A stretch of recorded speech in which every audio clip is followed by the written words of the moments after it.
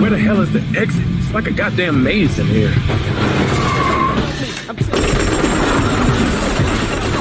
if I'm here, then the exit is... Oh, they have a Foot Locker.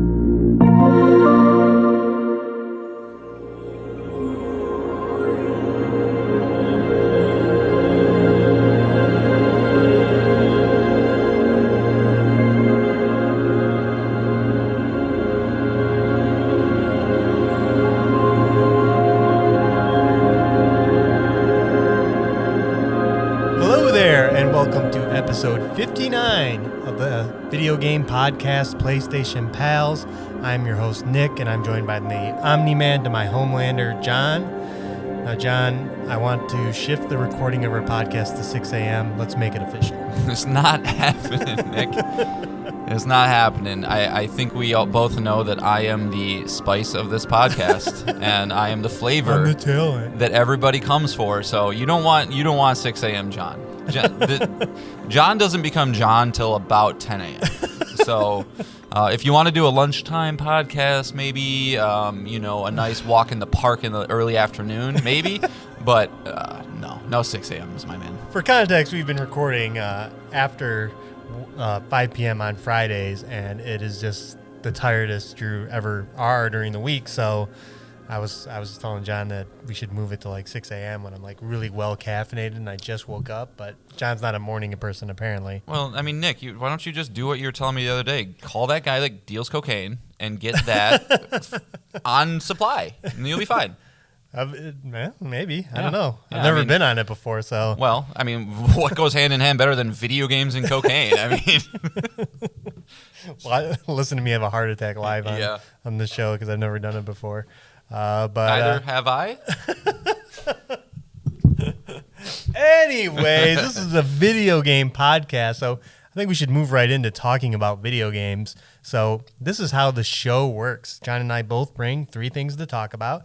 It can be a news item. It can be a topic we feel like talking about. It can be an email to PlayStationPalsPod@gmail.com, a Twitter DM at PSPalsPod, or a YouTube comment on our YouTube page, any of our videos at PlayStation Pals. Any of those things we feel like bringing it, we bring it for a total of 6 things. And I'm going to kick things off by bringing back a old segment of the show, and that is the Defcon Level. Woo! Woo! Now, listeners might be going, what? Why are you bringing back the Defcon Level? And for those who have never listened before, the Defcon Level is our likelihood that there is going to be a Sony showcase coming up. So that's why if you've known the show, you're probably like, Nick, you're being crazy. We just had a showcase a month and a half ago, and it took us over almost 2 years to get that showcase. And you're saying that you think there's a reason to bring back the Defcon Level this soon? Well, yes, I do, and I'm going to make my case for it. So what I'm going to do is bring up a bunch of points. We'll talk about each point, and then at the end, we're going to do a Defcon Level, but I just want to do a Defcon Level for the whole month.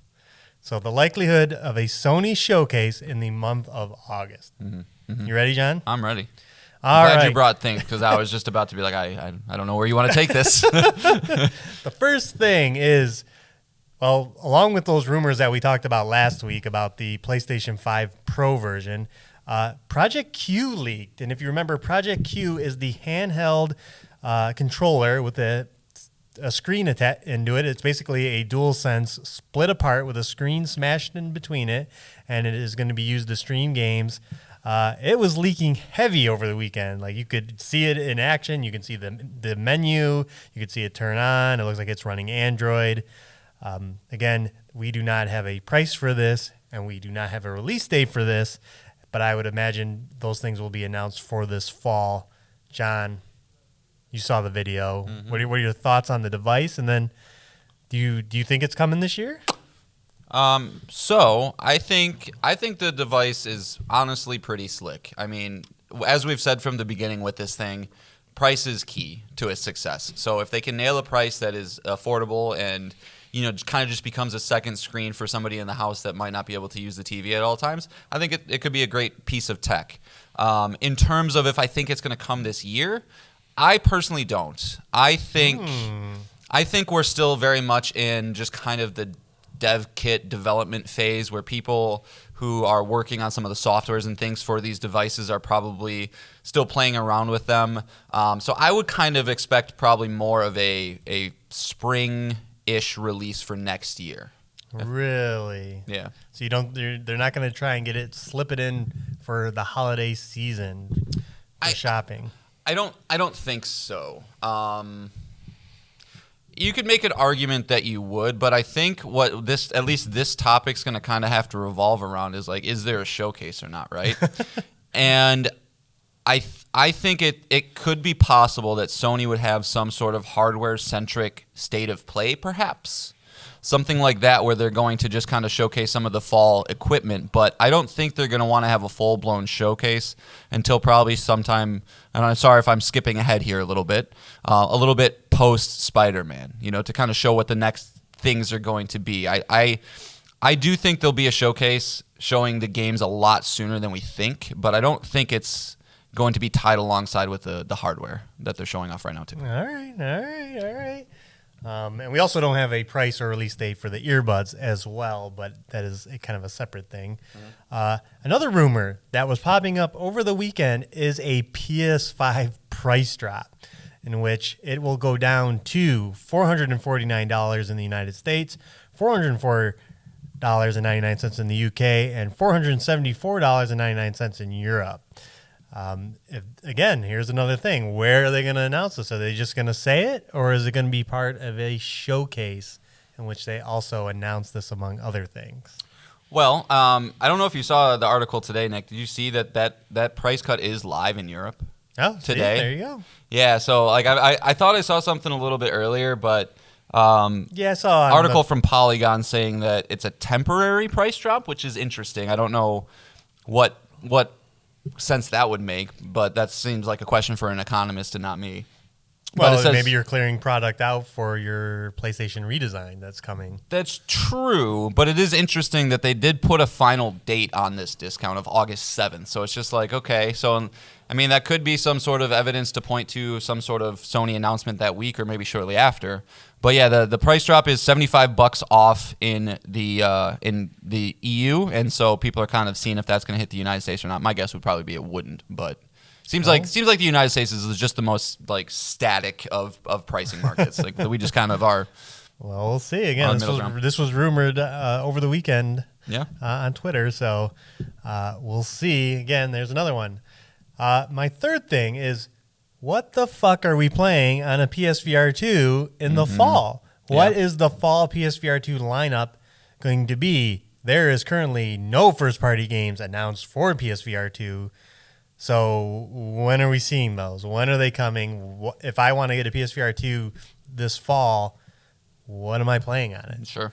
I think that's definitely a question Sony is overdue to answer, let alone doesn't have an answer for right now.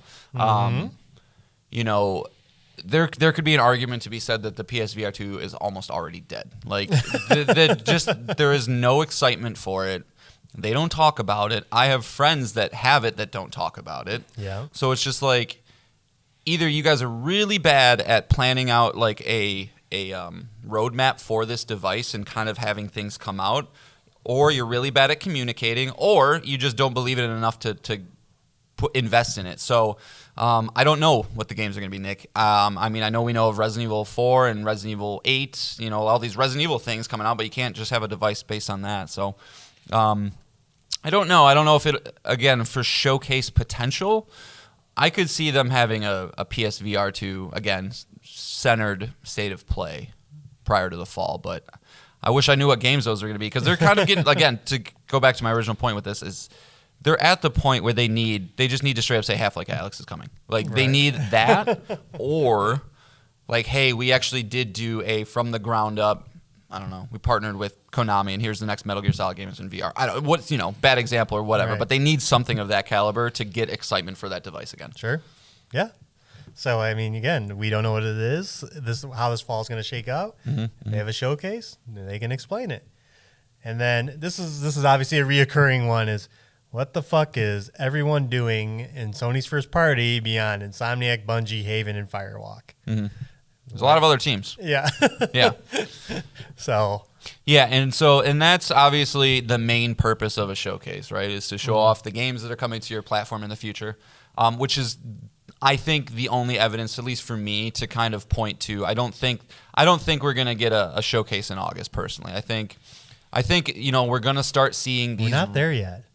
Oh, I'm sorry. I can't have a final answer yet. Okay, so what are we playing? I mean, that's why I think they're really going to just ride this marketing cycle that has just started, right? With Marvel Spider-Man 2, we're seeing the Comic-Con panels, we're seeing the plates and controller discussion. So I think they're really going to ride that wave because, I think they just posted that the story trailer for Spider-Man 2 reached 10 million views in like less than someone posted that. Someone posted that in like less than a week, which is, obviously a huge amount of buzz. So that game's going to sell like hotcakes. There's really no reason to need to get people excited for a reason to buy the PlayStation 5 outside of that, honestly, at this point. They've got to a point with the system where it's not like it was, 6 months to a year after this thing came out where you're like, well, you could play Miles Morales and Demon Souls, you could do that. Now it's like you got Ragnarok, Forbidden West, Returnal, Spider-Man 2. You got so many different games you can play now. So I think they ride that through the fall, and then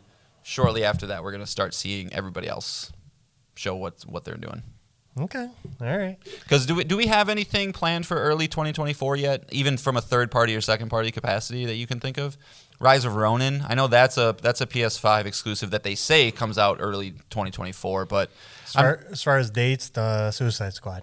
Yeah, because I'm just they have to have something exclusive between January and just based on past cadence, Right. So either it's going to be a very very short announcement to release, if they were to do a later fall showcase, or there's just some third party deal that I'm maybe not thinking of right now, but I think they let Spider-Man carry him for a couple months. Okay, all right. And then we do also have an event coming in August, Gamescom, and the third of the Keeley Pillars between Summer Game Fest and the Game Awards. Opening night live is August 22nd. So there is this showcase, though it is typically, this takes place in Europe, so it's pretty much European focused.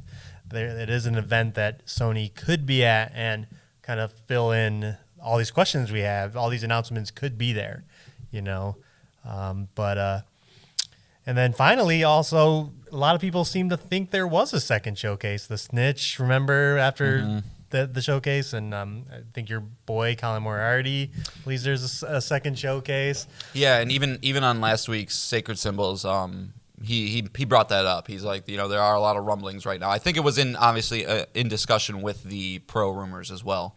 So yeah, he's still kicking that around. So these guys don't say that kind of stuff for no reason. Where there's smoke, there's fire. But when that showcase will be. So there's my evidence. For and against. But so John, what is the likelihood? So again, DEFCON 1 being like surefire, it's happening. There will be a Sony showcase in August, and 5 being not a chance, it not happening.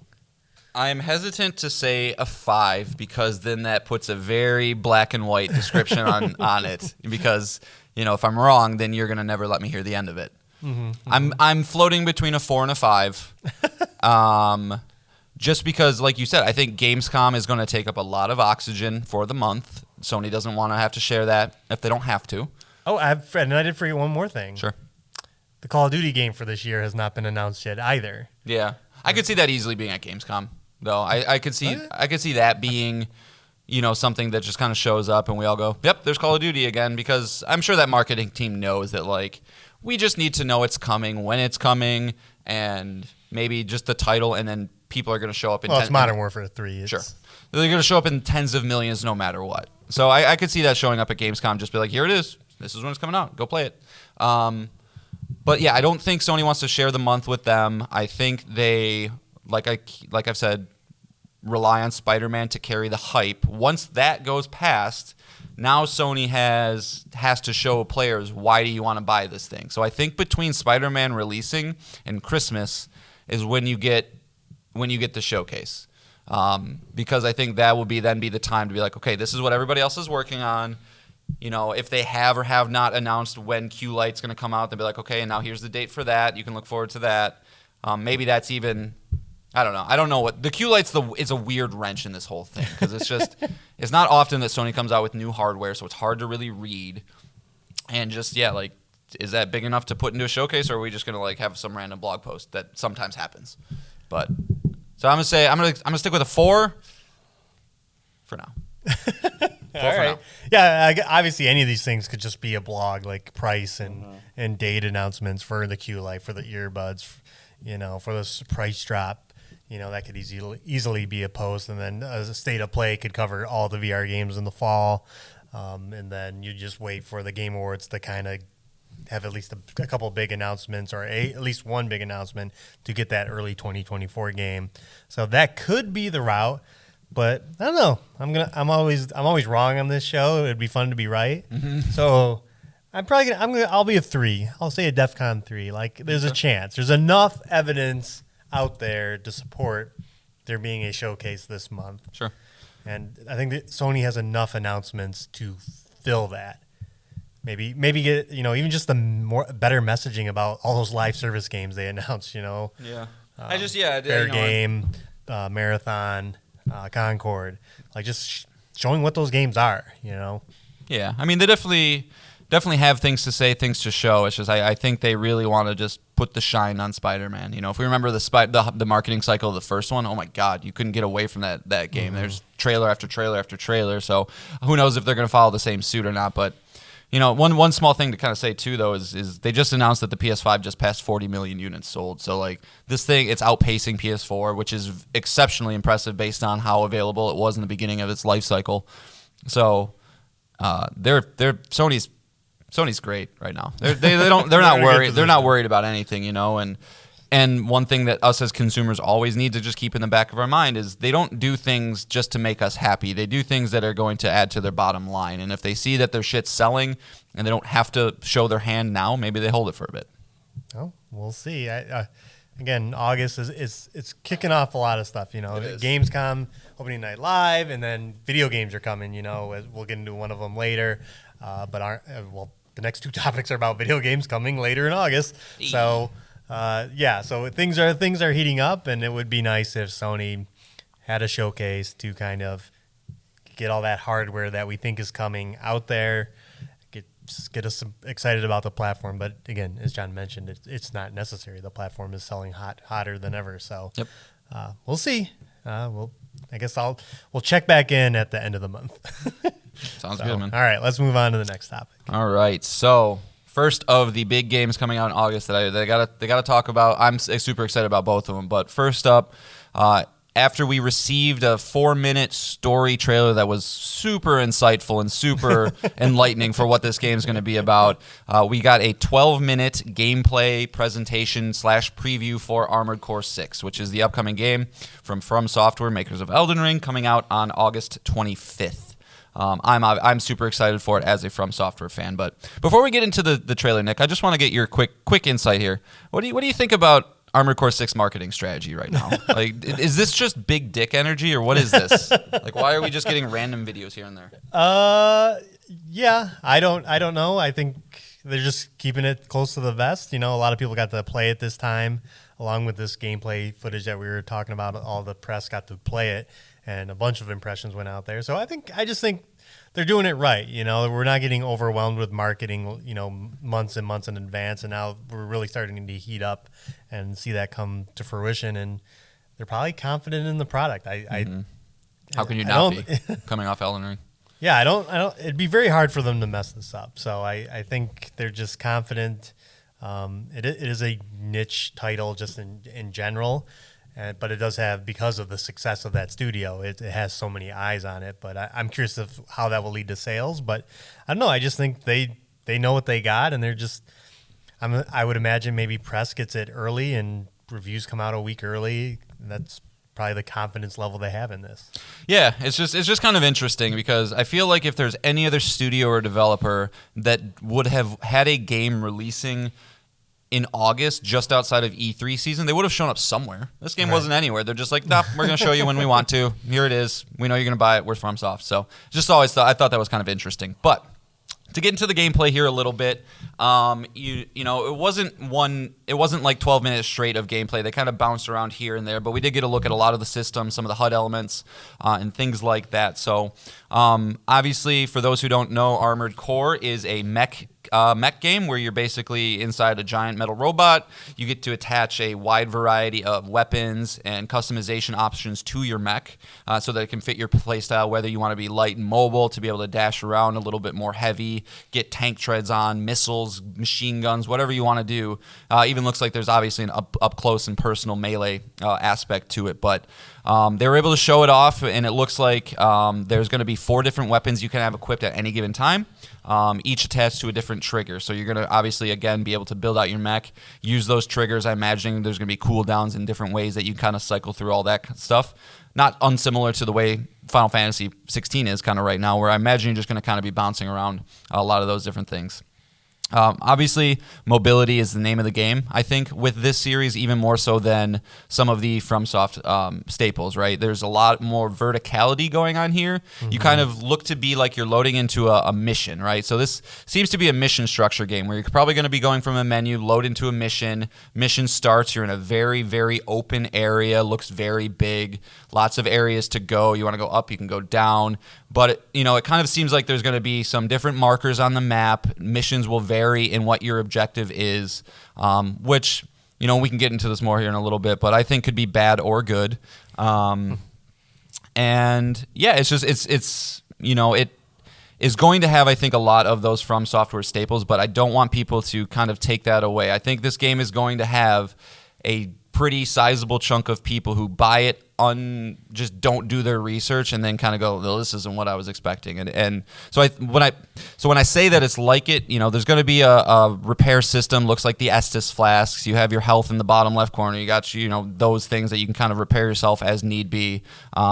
Big bosses, things like that. But it's fast, man. It's shooty. Lots of auto locks, things like that. What was kind of your takeaways, Nick, from the 12 minutes you saw? Is this something that excites you? Yeah, as we've talked about before, it does look good. It looks fast. It looks frenetic. I wonder how the overall, because the structure seems to be mission, earn money, buy new parts, rinse and repeat. Some of those missions can be as quick as 90 seconds. Some of the preview coverage said, and then your bigger story missions will be longer. But how that loop feels, how it feels to unlock new weapons, new gear. I hear it has a very generous checkpoint system, which is not very From Software like. Really? Yeah. So if you're fighting a boss and you're getting your ass kicked and you die, you can go back into recustomize your mech, and you'll go right back to that boss fight. So. That's good. That's good, because there's nothing worse than going into a FromSoft boss with the wrong build. And you're like, well, this is twice as hard as it should be. Yeah, and you can make the game harder. The footage features a lot of auto lock on, but I guess you can turn on the old school mode where you will have to be aiming for your shots. So yeah, a lot of the footage is just lock onto this thing, lock onto that. But no, I just don't know what to think of this game, because the last one reviewed poorly. From Software has enjoyed the most successful game of all time in their lineup last year, and now they have this game, a year and a half later. This is the Sekiro team, I learned too as well, the team that worked on Sekiro, which also Game of the Year winner. So not like this is like their B team by any means. It is, but their B team is everybody else's A team. Yeah, yeah, it's just I wish this game would just have a demo. To be honest, I think that would just seal the deal for me one way or the other, is just to get my hands on it, know how it feels. But don't worry, Nick, I'm your demo. Okay, I will. Have John's getting it no matter what, yeah, huh? Probably. If it reviews under an 80, I probably wouldn't. But I cannot imagine that happening. Right. But again, this is on updated console, so that mission structure, as long as it's probably gonna have super fast load times, it's gonna be like in a mission, out of a mission, customize my mech, bam, with seconds, you'll be in and out. And and if the gameplay is varied enough, the weapons feel different enough. They did show some missions with other people, not live people. You had some NPCs, so you have some escort missions in there. You have some defense missions. There's multiplayer in it as well. There's a 1v1 and a 3v3 mode. That was not shown in this footage, but they have since confirmed that. Yeah, I don't know. Everything looks good. I just want to get my hands on it to know if that it feels right for me. But and I'm also thinking about if they can really nail how it feels on the DualSense with all that heavy weaponry, and you can actually feel the weight of your decisions that you've made on your mech. It is a sneaky pick. It could go either way for me. This could be one of the best reviewed games of the year, or maybe the worst. I don't know. That's how I feel. Yeah, I mean, I think there was some preview coverage I was reading that says it was disappointing with the DualSense implementations, which is kind of a bummer, but maybe something that they could add down the road. But yeah, I mean, when I think about you, Nick, with this game, I mean, customization, it looks like a customizer's dream. If you're into making your maps, you can do the the aesthetics and the functionality, so you can make color them up, make them look the way you want. Obviously, people are going to enjoy that. The amount that all of your changing of your gear impacts, whether it's attack power, impact, which I'm guessing is probably some sort of stagger system. Yes, you can stagger enemies in this. Total rounds, weight, health, defense, boost speed. There's all these different things that you're going to be able to affect with your build. So really allows you to get into it, because that is one thing that Elden Ring, I think, did better than every other Souls game I've played so far, is the experimentation to be able to play the way you want to. And I would imagine that FromSoft is just going to keep ramping that up. I mean, every game that they've released since Demon Souls in 2009, I feel like has just been better and better and better. So, different franchise, different type of game, but I expect the quality to be there. And yeah, I'm in for it. Okay. Yeah. I wonder how they're going to be able to nail something like a story, because they are kind of the masters of this nebulous storytelling. I admit that I think Soulsborne fans get a little about that. It's it's not that good, guys. They're like, oh my god, the lore is the implications, and that tower over there means this thing. It's all right, let's settle down. It's good. So I'm wondering if they're going to take that same approach, or seems to be a little bit more direct storytelling. I think there's a lot of cutscenes before missions and stuff like that, like the main story missions, and a lot of people talking to you while you play. So I think it'll be a little more direct than the obtuseness of reading item descriptions in Elden Ring. I don't know. Let's be honest. Everybody just goes and watches a YouTube video. Nobody's trying to figure it out themselves. But I don't have high hopes for a mecha story typically. But you're not going to care about your robot, because I think you already have amnesia too. I think that is something I've heard that the story involves around your character having amnesia. So, yay. So we'll see. But I'm by next episode August will be kicked off, and I mean we're only 4 weeks away from this game, so it's approaching very quickly. Yep. August 25th, coming to PlayStation 5, 4. It's coming to pretty much everything except for Switch. So it's coming to PlayStation 4. Okay. PS5, PS4, Xbox One, Xbox Series X, S, and Microsoft Windows. Okay. So interesting. Yeah. So there's one game from August. The next thing I want to talk about we'll kind of lead into this second game, but PlayStation did announce the PlayStation Plus monthly games for August for the Essential tier. So obviously this is the lowest tier that you can subscribe to. If you're just a guy who wants to play Call of Duty every day with your friends, you have this subscription. So make sure you go add these to your library, even if you don't plan on playing them. But first up, we have the EA sports game PGA Tour 2K23. If you're an avid golf fan, check it out. I don't really have anything else to say about that. Much beleaguered and controversial first-party game from Media Molecule Studios. Dreams is finally coming to the free service just in time for it to die. So for those who we didn't talk about this on the podcast, I don't think. No. But Dreams is effectively ramping down. They've kind of said that they're about to sunset everything.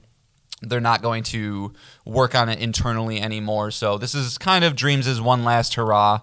Alongside it, though, for those curious, Media Molecule did build a little game inside Dreams. And I guess I should probably explain what Dreams is real quick first. Dreams is basically a tool set where you can go in and make your own games within this specific operating system's not the right word. What's the right word, Nick? I don't know. Well, yeah, in this engine type thing. I mean, think Little Big Planet. Like, think of like just giving a canvas. They give you the tools. This is much more in depth than Little Big Planet. Crazy more in depth. Yeah, just look up videos of what you can make in there. Yeah. It's wild, but it's just a user. It relies heavily on user generated content. Yeah, so it was one of those things that was like a really cool idea, but I don't think they really thought about the wide scale application of something like this, and they kind of handcuffed themselves in a lot of different ways. First off, they should have been trying to get this thing on PC from the get go, but too much, too late, or too much, too something. You get what I'm saying. Yeah. And then lastly, this one I would highly recommend. I did talk about it on the podcast a while back, but we got Death's Door, which is a Metroidvania, an isometric, like old school Super Nintendo Zelda game. It's very Zelda, very like, Zelda-y. Similar to like Tunic is another one. Hades without the roguelike, that kind of viewpoint and but world exploration. You play as a cute little crow who's basically kind of works for the Grim Reaper, and he helps bring people into the afterlife, things like that. But cool art style, cool, some cool enemy designs and things like that. I platinumed it. I enjoyed it. Very much, but this is developed by Acid Nerve. Came out on November 23rd. I'm having a hard time talking today. November 23rd, 2021. That's why we got to move the podcast to 6 a.m. You'll do better. No. But so those are the 3 games coming, so make sure you add those. But the big news of the month, and something I was absolutely stoked to hear, is that Sea of Stars, which comes out on August 29th of this month from Sabotage Game Studios, is coming day and date free to any PlayStation Extra and PlayStation Premium subscribers, which is just great. This is one of my most anticipated games of the year. Sabotage Studios were the guys who made the much beloved indie side-scrolling game, The Messenger. And this is their second attempt, but some of the most gorgeous pixel art I've ever seen. Absolute win for, I think, anybody who was on the fence with this game. I think it's going to do very well on that service. I think Sabotage is in a fantastic position to be able to do this because they also took money from Xbox. This game's going to be on Game Pass as well. And then it's still going to just get all the copies it's going to sell on Switch, which is probably going to be the platform it sells the most. Well, it will now be the platform it sells the most on, but I think this game's going to be huge. Can't wait for it. I think we're in agreement that if you take either the games with be on Game Pass or PlayStation Plus Extra, you don't think it's going to sell as much as you think. No one who's going to think their game's going to sell 10 million copies is going to put their game on PlayStation Plus Extra first. They're going to sell the 10 million copies, then go back and put it on PlayStation Plus Extra for that a little extra income for those few people that didn't buy it. But no, this is exciting. It's a game that I will play now because it's here, though it is inconveniently sandwiched in between that Armored Core 6 game that we just talked about on August 25th, and then a week later is Baldur's Gate 3. So it's kind of in this weird realm. Not that it's not directly competing with any of those. It's trying to recreate a nostalgic Chrono Trigger game, a Super Nintendo RPG. So it's not competing with those, but no, this is great, and that we don't have to wait for the catalog updates, which are the third Tuesday of every month. This is just when the game comes out on August 29th, we get to play it. Like, we don't have to wait till the next PlayStation Plus Extra catalog update. So this is a win all around. This is going to be a huge game. I'd be very curious to know a little bit more about this deal because it's the only one I can think of where it was announced that it was coming to Game Pass a while ago. We didn't know. We just thought we were going to have to buy it over here at PlayStation, and then all of a sudden they're like, no, you guys get it for free too. So my theory is that Sony saw it and was like, we can't fall behind on this one. We think it's something super special. Let's throw some money at them and just get it on our service so that it's not, we're not looking like fools here, and we're still going to get our Switch money. Or it was just, I don't know, some long-made deal that they all just kind of agreed to and were fine with. It's different. There's something different about it. But I fully expect this to be, a game getting reviewed in the 90s. It's not going to be for everybody. You kind of need to make sure you're into turn-based JRPG-style things. But if you're into a type of this game, I think it's going to be something truly special. And thank you, Jim Ryan, for letting everybody play for free. And it's good to know for future release games that if they can get on this service or they take the deal, that they'll just show up whenever. Yeah. Like, when we talked about all those Annapurna games that are coming, that we were excited for. Maybe a few of those will just be boom, same thing. Probably. They'll just release or. Well, now that the Activision deal is pretty much done, effectively, Sony's probably like, we got to step it up, guys. Like, if now that they're going to be getting all this content, like, we might not be able to get Call of Duty, but we can chip away at it here and there, and this isn't one that's not coming to Xbox. It's going to be there too, but still a huge win. So yeah, August 29th, good announcement. Free to play, kind of. All right, what's your last thing, John? My last thing, Nick, is another thing that doesn't happen to me very much. I'm not a DLC guy. I'm not even really a fighting game guy. But over the past week, we finally got the trailer for the rumored Combat Pack 1 for Mortal Kombat 1 with our DLC characters. And it's exactly what we thought it was going to be. And I think it looks better than I thought it was going to look. But we got 6 characters coming to Mortal Kombat 1. Those characters include Omni-Man from the Invincible animated TV show on Amazon Prime. Incredible show if you haven't seen it. Voiced by none other than J.K. Simmons, who is confirmed to be in the game. He's doing it. He's doing it. J.K.'s the man, dude. J.K. is, I feel like he's one of those celebrities that you meet and he just like gives you, the cool homie handshake and like gives you a fist bump that says like, The only bummer is though it's not in the initial game, so he won't do the Ralph Ineson 2 games in 1 month feat. That's true. So this will be later, but that's true. And next up, we got Peacemaker from the new Suicide Squad movie, right? Yep, played by John Mr. Cena. Comic Book Man. Yep, played by John Cena. But we don't know if he's voicing the character yet. Correct. So, yep. So he's kind of the one of the other guys that's popular in popular culture. But it'll be fun to see these kind of guys go head to head. And then lastly, and who I'm probably most excited for, just from the pop culture side of characters, is from The Boys, none other than Homelander, voiced by Anthony Starr. We don't know if he's voicing it yet, but this character is awesome. He's just awesome. He's just, if Superman was the worst person in the world and thought less of everybody around him, played beautifully by Anthony Starr. So I'm very excited to see these guys in that game doing crazy fatalities, being the worst versions of themselves that we know they are. Yeah. And then lastly, not quite as exciting, at least for me, but some classic Mortal Kombat characters. We're going to be getting Ermac, who is kind of I think he's a collection of souls, but he's like a ninja man. Yeah, he's a red ninja. Yeah, he's the red ninja, but he's like a collection of souls or something. Something silly. Yeah, he's a bunch of personalities. Yeah. And then Quan Chi, who I believe is from Mortal Kombat 4. He was the bad guy. And then Takeda, who I have no idea. Yeah, we've talked about this before because it was rumored. So yeah, we've talked about all these characters in the past. But I'm bummed that it's DLC to the game. That it'll be, probably a year before all these characters are out, and they're going to bookend the big ones. Maybe they'll launch with Omni-Man, but they'll probably save Homelander for last, and then you're just like, Yeah. But also, maybe by that time I'll get the game because it'll be cheap eventually. But yeah, I mean they did say that alongside these new characters, the DLC will include 5 new cameo fighters and a Jean-Claude Van Damme skin for Johnny Cage. The Combat Pack DLC does not have an exact release date yet, but is expected to launch in the spring of 2024. I wonder if the cameo fighters will also be from their property. If there's a chance, like another character from The Boys, like will we get a Starlight cameo or a Invincible cameo? Because there's a bunch of other superheroes in that show too.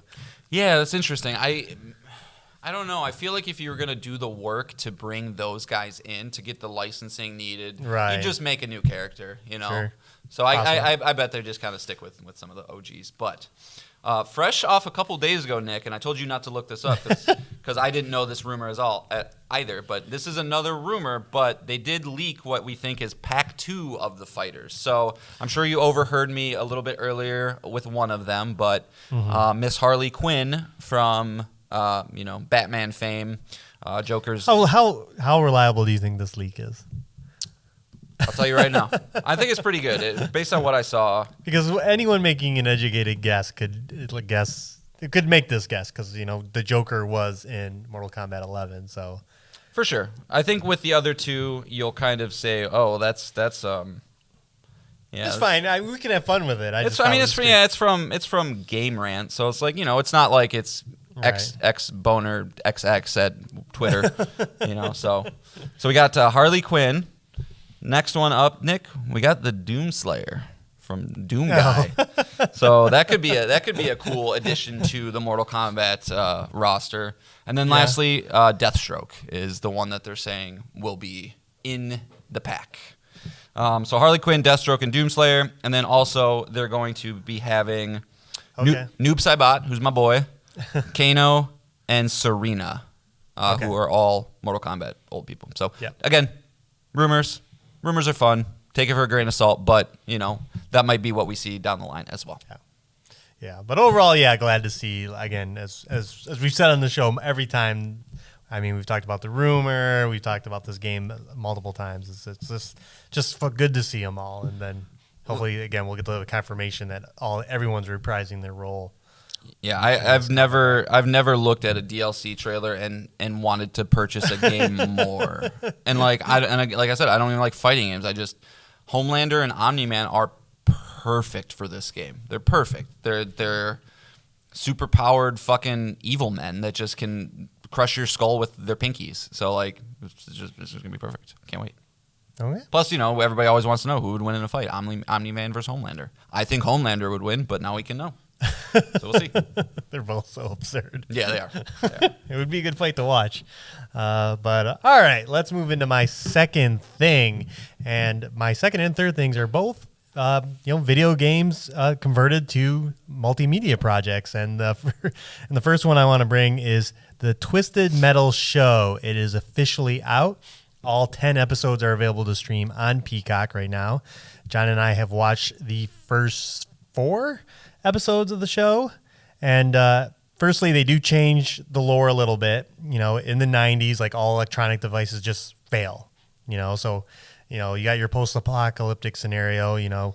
So all these cities are walled off and called New Chicago, New San Francisco, and our main character, played by Anthony Mackie, named John Doe, is they call him the milkman, and milkmen are just basically delivery boys. They deliver things between all these settlements. So very early on in the very first episode, since he's so successful, he's given the impossible task to go to New Chicago and back to bring an item for the Raven, played by Nev Campbell. And that leads to all kinds of wacky hijinks, including meeting Sweet Tooth, the main character of the franchise, or the cover art of the franchise. But all right, John, I don't know how long. Maybe are you in a ranting mood or no? No, I don't think I'm in a ranting. Okay, mood. So I got some points. You've seen the first 4 episodes. What are your thoughts on the show? Yeah. So, it's important to note it's currently sitting at a 7.4 on IMDb. So it's not like it's this pile of trash. To me, it might be, but not to everyone. So I don't know, man. I kind of thought that from the beginning, the vibe was going to be not my style. It was going to feel a little bit off. Ever since I saw the very first, they have a Foot Locker here joke in the trailer, I was like, oh no, that's what this is going to be. And that has continued for 4 straight episodes. Yeah. So they've taken the absurdity of this franchise and somehow increased it, to a level that I now don't care about any of the characters because this is La La Land. This is just fantastical craziness. Mm-hmm. And everything is so just violence oriented, which I understood that was going to be. But when you juxtapose that with all these unbelievably corny jokes or Konami code references, there's this part where he has to input a code into to start his car. Yeah, to start his car, and it's fucking the Konami code. It's like, okay, I get what you're trying to do. You're trying to be cutesy and clever and oh, look at video game people, we understand you. But to me, it comes off a little more insulting. And I don't know, maybe that's just me being a cynical asshole. But I was thinking about this, and I think this is kind of a apt comparison, if I do say so myself. The last show that came out that revolves around video games was The Last of Us, right? We loved it. If you listen to this podcast, we loved that show. Mm-hmm. But I think the way that show made me feel as a gamer, I felt respected. I felt like that my media is finally with the big boys, that my media is worth the time and effort to pump into it because we know at its core there are stories worth being told. There's, top tier actors ready to play these people. And when you do all that well and you put all those pieces together, you get something that feels truly special. To me, this feels like the writers and everybody else kind of view gamers more as a laughing stock, where it is, it's like, oh, we know you like guns and explosions and violence and corny jokes and Nick, I don't know about you, but like I almost felt insulted when they have that scene where Anthony Mackie is getting stripped down and they perfume his butt. I was like, what the fuck is that? And it's just like, oh, aren't we tongue-in-cheek and cute? And to me, it's just, you're writing jokes for a Ryan Reynolds type character in a Ryan Reynolds type universe where he's not there and everything just falls a little bit flat. And that's not even to kind of start talking about how like every single scene is just basically a little bit of driving, go to a closed set. A little bit of driving, closed set. Going to be in the car, and it's just, Anthony Mackie and Stephanie Beatriz, and they're going to talk for a little bit. I know this sounds nitpicky, but, like, you start adding all these things together, and it just really, really makes me not want to care. And so it's kind of what I expected it to be. I'm not saying it's trash for everybody, but it's what I feared it was going to be, and I'm not wanting to really watch any more of it. Yeah. Yeah, it's interesting that they, again, Last of Us, obvious, make that a show. That is, that is one-to-one going to be a perfect marriage to turn The Last of Us into a television show. Again, Twisted Metal, not easy. A video game series about cars that fight in different arenas all across different cities, converting that into a show, like, that's a tough task, Mm-hmm. And it's interesting that they went for it, that they saw something here that they could work with. But as John mentioned, they just go for the low-hanging fruit over and over and over, like just repeatedly. Like the episode is just quip after quip after quip, 30 minutes of quips, and then the next episode is another 30 minutes of quips, and just not work. And some do work, I'll say that. Like when when he was driving and that guy jumped on the roof of his car, yes, and the gun came out and shot that guy directly in like the balls, and it was like holding on to the front of like the windshield, right, like hanging on, trying not to fall off, and turret just comes up right behind his balls and just unloads on it. Like you're right, that was fun. Yeah. So some of the humor does land, but the constant quips, the fact that there's just no weight on any of the characters. It's obvious they're not going to die. You're not going to have like a twist that's going to be like, oh my God, Anthony Mackie just got killed, or Beatrice's character, Quiet, oh, she gets killed. Like, it's like, no, that's just, they have wacky, silly adventures. There's no real sense of danger. Mm-hmm. And it just constantly wants to, again, go for that low-hanging fruit, in which I wish they would just tone that part down. The dial from really funny to the really serious, kind of move that dial more towards being serious. Put some weight on this world, because it's the post-apocalyptic. And I know not every show has to be a big downer, but that dial did need to be turned down just a little bit to give the show a little more weight and a little bit more believability about it. So, I mean, if you can turn your brain off, you probably have a fun time, but I don't know. There's better TV out there. Yeah. I mean, as I said, I got a 7.4 on IMDb, but even that, to be honest, that's pretty bad for a TV show. Like when I'm not sure. Well, when I think of like all the TV shows that I enjoy, Breaking Bad, The Wire, Sopranos, the greatest shows of all time. I know, but like, I am a guy with kids that doesn't have infinite time, right? So if I'm going to spend the time to invest into a season of television, there's better. There's better to do. Just go watch The Last of Us again. Yeah. Or Succession. But no, I mean, at the end of the day, though, I think this is about as good and what I thought it was going to be. And can you really fault it for that? No. I just, you got to look inside yourself and know what you like. And I hate Fast and the Furious. Why would I like this? Pretty easy. Yeah. It's just a show that could be better given what it is. But, it's silly. How do you like, because I know you like MCU more than I do. How are you feeling about Anthony Mackie's performance? Because I can't stand him. And like that's just a me thing, I think. But is he really not, like, to me, he has none of the charm and stuff that you need for this. Right. No, and he hasn't, a lot of his, outside of his MCU role, he hasn't had very much success. He did a second season of Altered Carbon on Netflix. Oh, he was canceled. In that? I don't know. Yeah. He was in that. He had a Black Mirror episode. Yeah, I did like that Black Mirror episode, but that was that was a little more serious. And this Anthony Mackie in this show and in the MCU is the same, very quippy, but he's a lot less in the MCU movies, and then he's a lot in Falcon and Winter Soldier, but at least that again is not being silly all the time. So I think Anthony Mackie does better when there's a little more range instead of him having to be the silly guy, the Ryan Reynolds Deadpool character throughout an entire show. But it's again, I think John and I agreed we were not going to watch any more of it. It was rough. What's your PlayStation Pals 1 to 5 stars for what we've seen? I'd probably give it a 2. Yeah. I'd say it's for what it is. It's not the worst thing in the world, and there is fun to be had. But you're better off. Well, I could recommend 30 other shows before you even sniff this show. So and we won't spoil it here for those who want to watch it. But like the 10th episode didn't seem like there was a lot more fun happening, and like what I was hoping to see. Yeah. They get there, and there is reason to be excited for season 2 if you're into it. So does it get season 2? I think it does. I don't know, because Peacock has said that they're on track to lose $3 billion next year. So I don't know. I think even if and with the writers' strike and everything else, I could. We'll see the telemetry on it, but I could see it doing very well. I don't know how to say this without sounding like a pompous dickhead, but like the general audience of TV goers and watchers out there, I see it every time I log into Netflix and see what the top 10 shows are, and it's like, oh, Temptation Island again for some reason. Who's watching this shit? There's an audience for these kind of shows, and I think it will find success.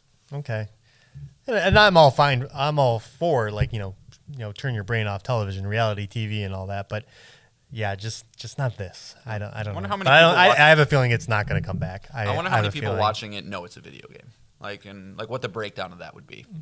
It's a good question. Yeah. It's such an obscure property. I'd imagine most people don't. Right, yeah. What's this? Oh, I know him. That's Anthony Mackie. Ooh. Right. Oh, I watch Brooklyn Nine-Nine. She's from that. And they just turn it on and go, nah. You're right. That's a video game? Yeah. So, all right, Nick. Well, let's lead us into the next great property. Yeah. So Twisted Metal wasn't the only video game property to get adapted this week. Was it the worst thing you watched this week? Yeah. Twisted Metal was? Yeah. Oh wow. Okay. Anyway. Yeah. There was also a movie for Resident Evil that came out this week as well. Resident Evil Death Island.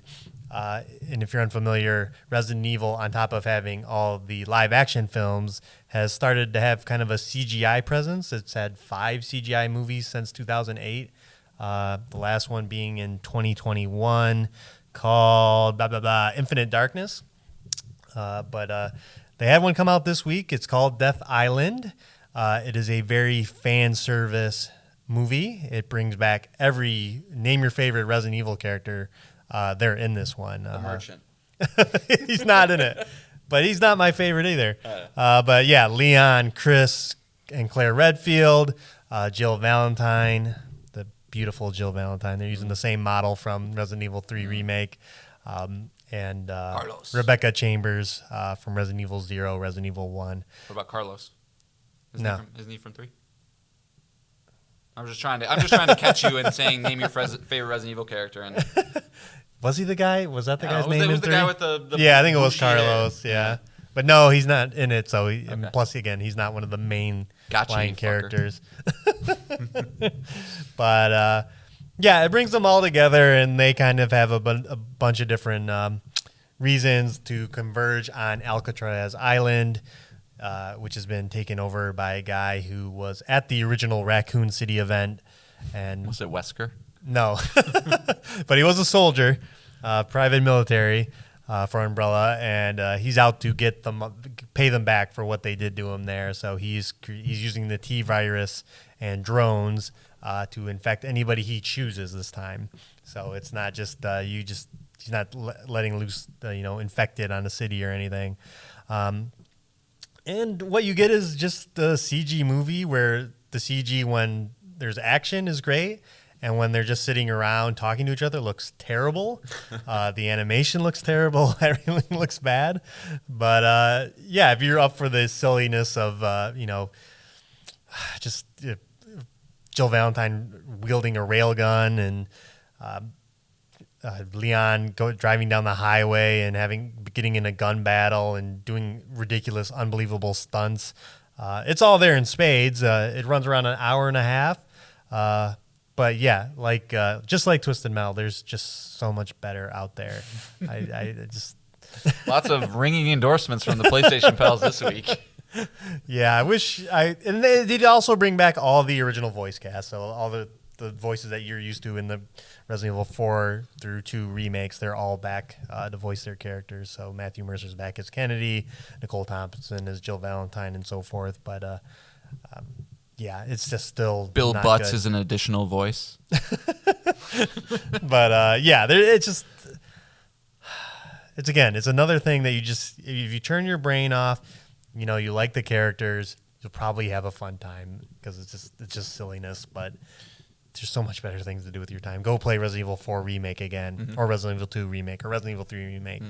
Do any of those things. Just you don't need to see this. There's not like lore reasons or anything else. This does take place between Resident Evil 6 and 7. Oh, everybody's favorite time period. So no. What did you watch this on? I watched it on Plex, which it was very obviously illegally downloaded. Do you know where people can watch this if they? You can pay to stream it now, and I believe it's coming eventually to one of the streaming services. But, Okay. But yeah, you can rent it anywhere. Sure. If you want to watch it, but I have never seen a single Resident Evil movie. So this is fine. not the one to start with. No. Okay. I don't think there's a single one to start with. So just don't do it. Yeah, just don't do it. So if you knew this going into this movie, Nick, why did you do it? I don't know. Sometimes I'm at home and the weather's been garbage, and I'm not playing video games right now. Really, there's nothing really pulling me to play. So sometimes I'll just be like, oh, this is on there, and just turn it on as background and clean my house and do other things. But yeah, so are you going to be video gameless until the end of August? Maybe. Are you going to be maidenless? No. Okay. I mean, we have a PlayStation Plus Extra update that's going to come. That's true. Mid-August, That's true. But yeah, I don't know. We'll see. Could be. Just nothing's grabbing me. So what are you going to do? You should just find a cheap platinum game and just get platinums and and sell your soul. No, I know I'll never do it. I'm never going to that dark side. No, I think not going to be Hakum. All right. I think we luckily kind of kicked the platinum competition, which is nice. Luckily, our friend of the show, Jake, seems to. He's probably of the show. Nemesis of the show. He's my friend. He can be my friend of the show. Just so he doesn't go back and then be like, "Oh, I'm not getting platinums anymore, am I?" And then get 5 in the next weekend. But all right, well, yeah. I mean, that's all we got.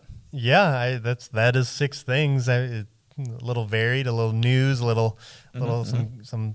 Again, it's the calm before the storm, right? You're just sitting and looking at the fall, and like I said, there's a 2-week period where Armored Core 6, Sea of Stars, and Baldur's Gate 3 will be out. And Starfield. And Starfield, and then it's just off to the races. Then it'll be Cyberpunk, Spider-Man 2, Alan Wake 2. I feel like we going. had like 3 separate time periods of that this year. Whereas like early in the year it was like Dead Space into Resident Evil Remake. Maybe it was just those 2. Goodbye Volcano High. Oh yeah, how could we forget? And then June it was May, June was Zelda into Diablo, Street Fighter, Final Fantasy, and then this fall is what? Yeah, it's Armored Core into Sea of Stars into Spider-Man, Starfield. Yeah, it's craziness. Yeah, it's craziness. It's nonstop. I mean, we didn't bring it this week, but PlayStation blog highlighted 13 games, and it was like, yeah, there's quite a few good games coming out this fall that does Sony really need to do anything other than Spider-Man 2 and maybe Helldivers? I don't think so. I don't think so. Not with games out there. Not with 40 million sold.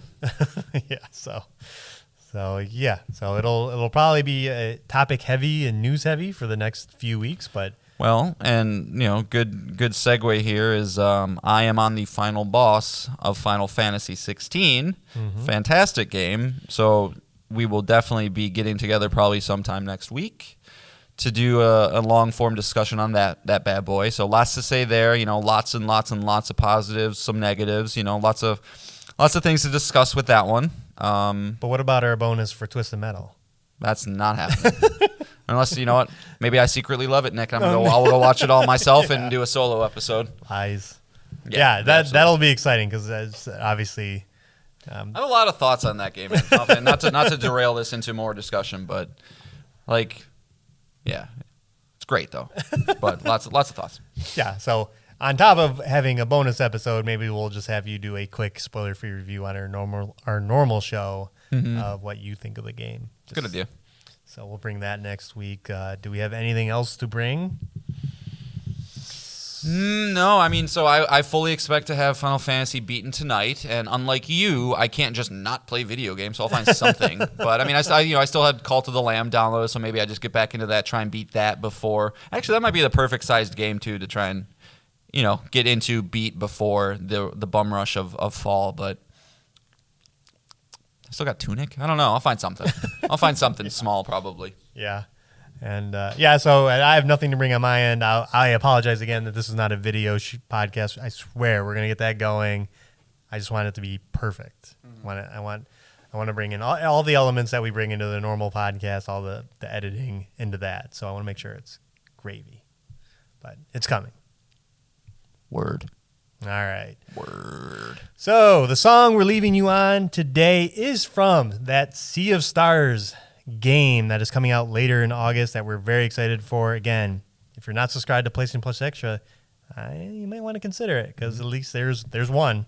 Yeah. If you're going to play this game and you're not, you think you can beat it in a month, it's literally cheaper to just even do that. Yep. So. There you go. So, again, we're bringing Sea of Stars. This song is called Encounter with an exclamation point by Eric W. Brown. He did the whole soundtrack. So. A little fight music, huh? Yeah, a little battle music to get your weekend started and to move you into August. So, we love you. We thank you for listening. And of course, we will be back next week with 6 more things. Bye, guys. Bye.